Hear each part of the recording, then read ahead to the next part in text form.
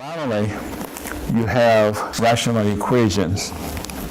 What's something mean that you do have fractions in that equation? We have something like x over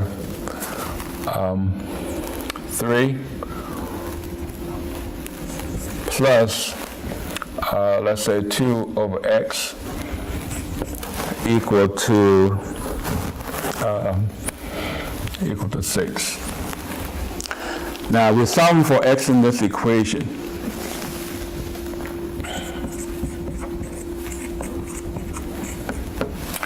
The first step that you want to do in solving is to find the LCD. We are extending what we have discussed earlier to this particular concept. What is the LCD? Well, the LCD will be what? 3x, because that's the only denominator, that's prime. 3 times x will give us 3x. So our LCD is 3x. Once you do that, you multiply both, and that will give us 3x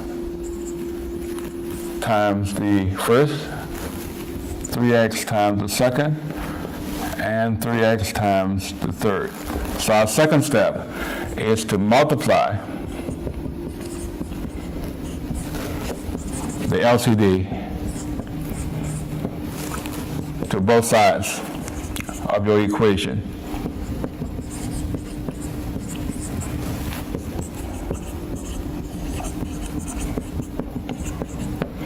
That would eliminate your fraction, and you should be able to solve that equation very easily, okay?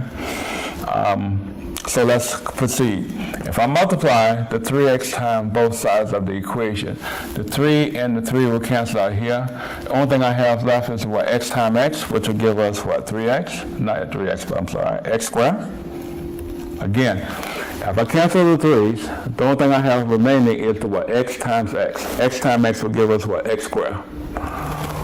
On the second term, if I cancel the x's, the only thing I have left is the what? 2 times the 3, which will give us what? 6. And then finally, on the right-hand side, we don't have anything to cancel, so we multiply 6 times 3. 6 times 3 will give us what? 18x. Okay? So what we have is that.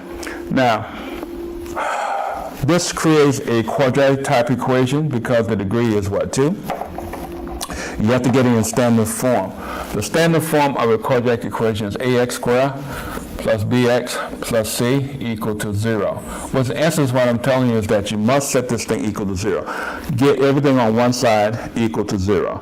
So that means that the only thing, logical thing we're going to do is bring your 18x from the right to the left using your addition principle.